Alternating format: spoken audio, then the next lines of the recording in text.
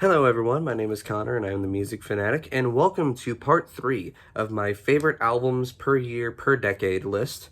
Last time we looked at the 1980s, and then the time before that we looked at the 1970s. If you don't know, I'm going through every single album that I view as my favorite album of a specific decade from the 1970s until the 2010s to finish off the decade before the decade ends. Wow, that rhymed.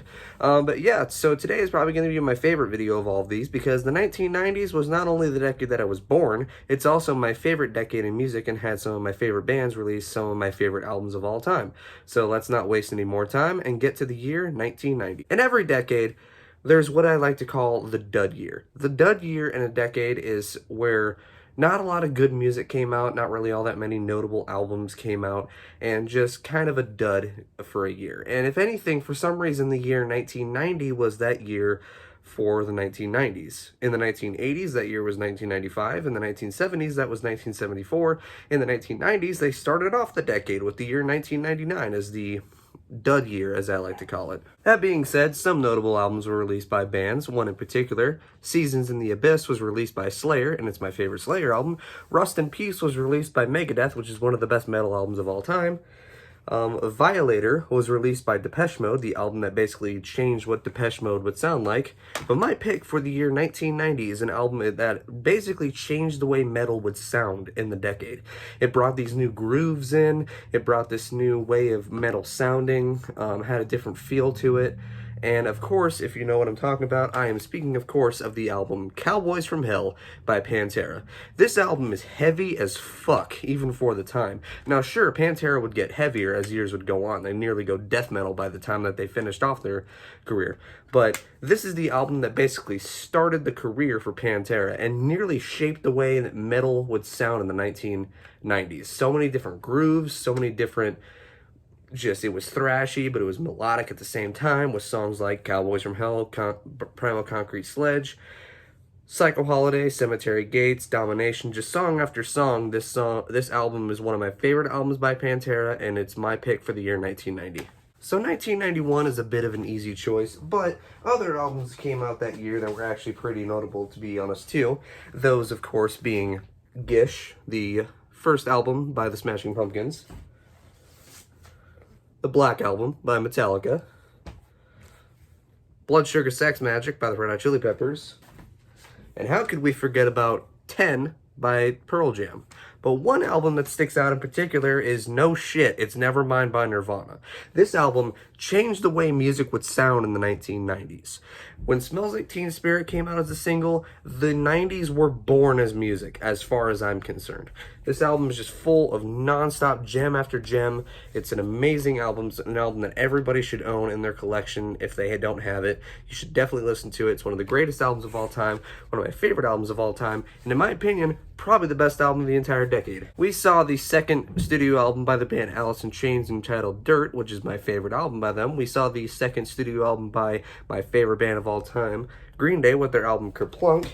The birth of Dream Theater happened in the year 1992, but one band rose above all with their first self-titled studio debut album, and that is Rage Against the Machine with their self-titled album as my pick for the album of 1992. This album is full of just some of the best riffs you'll ever hear in metal, or rap metal, I guess it's rap metal. It almost invented the genre. The drumming is top-notch by Brad Wilk. Tim Comerford is just one of my influences on bass, and there's even a thing inside of this album that says all sounds are made by drums, vocals, guitar, or bass, just because of the weird sounds Tom Morello made with his guitar. With the political messages on this album, with the anarchic, kind of almost communist ways that they went about their music, all the different messages. I've already reviewed this album on this channel before. You know how I feel about it. It's a no-brainer in my mind that Rage Against the Machine's self-titled album is my pick for the year 1992. Understandably so. I may get some flack for this choice for the year 1993, because In Utero, which is the final studio album, came out by Nirvana in the year 1993. And it's an amazing album that is uncommercial sounding, has so many different sounds, so many different experimentation. It almost makes everybody who listens to it sad that Kurt Cobain committed suicide a year after this album was released, because who knows what we would have got. But unfortunately, that's actually not my pick for the year 1993 as my favorite album. Instead, I'm giving that to the second studio album by the Smashing Pumpkins entitled Siamese Dream. This is my favorite album by the Smashing Pumpkins. I think it has some of their best music they ever released in their entire career. It nearly personifies what alternative rock would sound like in the 1990s. It's not a grunge album, but it very much could be.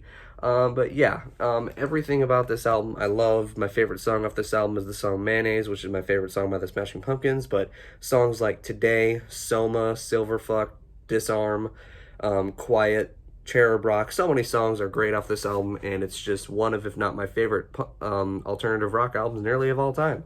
We saw The Downward Spiral by 9 Nails. MTV Unplugged, which is the final release actually from the band Nirvana. There was also Definitely Maybe, the first studio album by the band Oasis. Not only that, but my pick for the best album of the year 1994, but not my personal favorite album of the year 1994, Weezer, with their first debut album, which is entitled The Blue Album, as most people call it, which I think is the best album of 1994. But of course, alas, since they're my favorite band of all time and they're literally splattered all across this wall in places, Dookie by Green Day came out that year. And it's basically the album that changed my mind on music. Not really changed my mind on music, but it's the album that nearly, saved me in music and, kind of saved my life in a way. This is the album that I had nothing else to turn to. I came back to this album, and this album is just front to back an absolute masterpiece, and I don't think it's aged a single day. Sure, Having a Blast is a song that couldn't come out today, but yeah, I go back to this album more than I've ever come back to any other album. It's either my third or my first favorite album of all time. I have to give it up to this, 1994, no-brainer, Dookie by Green Day. Speaking of Green Day, Insomniac came out the year exactly after 1994 and 1995. And if you want to know what this album sounds like, it's basically imagine the album Dookie, but imagine heavier and angrier with songs like Geek Stink Breath and stuff like that. Not only that, but we also saw the album Evil Empire, released by Rage Against the Machine, which I think is also quite an amazing album. Not only that, but not even a year after their debut album, boom, Oasis released the album What's the Story, Morning Glory. And of course, the band Smashing Pumpkins released, which is actually probably considered to be their best album, Melancholy and the Infinite Sadness. But one band I think rises above them all, and they released their second studio album and basically kind of shocked the world for the first time in the 1990s with the album The Bends by Radiohead. They basically took everything that they did in Pablo Honey and made it better. The song Creep came out, everyone thought, oh, they're just a Creep guys, they're going to be a one-hit wonder. They released The Bends and proved some of those people wrong, especially with songs like My Iron Lung, the song Street Spirit, Fade Out, the Bends, High and Dry, even though the band doesn't like that song, Fake Plastic Trees, and other songs like that. My personal favorite song off this album is the song Just, and I think it's one of the best Radiohead albums, so that's my pick for 1994. 1995. That's what I meant. 1995. The final studio release and the self-titled album by the band Sublime was released in 1996, which is one of my favorite, if not my favorite, Sublime albums.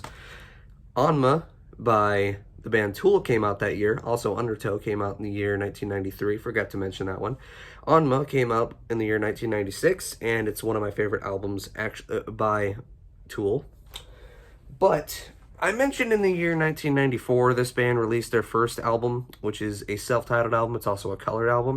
In the year 1996, they released their follow-up, and it came to everybody fucking hating it for some reason. Years later, critics would come back and say it was an amazing album, and even fans would go back on their word and say it's the best album by the band. And if anything, although I think their debut is better, Pinkerton by Weezer is my pick for the year 1996. So many different emotions on this album, so much raw power behind the songs, so much just bleeding your heart out ways of expressing emotion on this album. Two of my favorite Weezer songs, which is the song Why Bother and the song Falling For You, among other songs. This album is just Weezer nearly to perfection other than the Blue Album. And it's my pick for the year 1996. So in the year 1997, I was released into the world. That's the year I was born, October 2nd, 1997. I'm 22 years old. But not only did the world see me, but also the world saw Nimrod by Green Day, The Color and the Shape by the Foo Fighters, And also my pick, which is a huge no-brainer, it's probably tied for first place in being the best album of the 1990s, and that's OK Computer with Radiohead. Back in 95, I said they shocked the world just a little bit with their album The Bends and proving that they're not just a one-hit wonder. OK Computer proved that they are probably going to be one of the best bands of all time. Like, they're a force to be reckoned with when it comes to music. So many different songs off this album, some of the most known songs people know by them, like songs like Paranoid Android, Karma Police, No Surprises, Let Down, other songs like that among fan favorites. This album is surprisingly good. It is another album I very, very much recommend you listen to from the 1990s. And I'm honored that this album came out in the year that I was born. Just gonna say it. Massive Attack kind of took over the world just a little bit in the year 1998 with their album Mezzanine, in proving that trip-hop could be even more trippy than people thought it was. Also, In the Aeroplane Over the Sea by the band Neutral Milk Hotel came out that year and was a little bit of a different twist on the whole folk type music ways. But one album came out that year that literally predicted the future when it comes to music, and that is Refused, The Shape of Punk to Come. Not only is this album relentlessly heavy in cases, it also, as I said, basically predicted the future. After this album came out, so many punk rock bands and so many pop punk and so many hardcore bands would listen to this album and just get inspired of what they could do with music.